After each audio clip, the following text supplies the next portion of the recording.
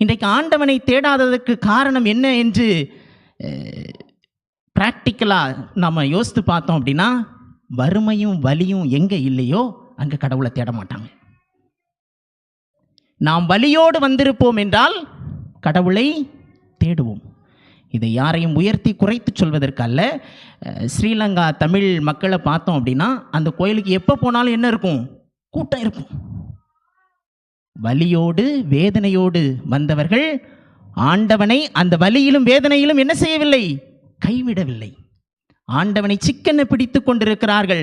தாங்கள் பிடித்து கொண்டிருக்கின்ற ஆண்டவரை தங்களோடு முடித்துவிடக்கூடாது, தனக்கு அடுத்து வருகின்ற என்னுடைய தலைமுறைக்கும் கொடுக்க வேண்டும் என்று அவர்கள் உறுதியாக இருந்து கொண்டிருக்கிறார்கள் என்றால், இன்றைக்கு இந்திய தமிழ் கத்தோலிக்க மக்களாக நாம் இருக்கிறோம் என்றால் எப்படி இருக்கிறோம்?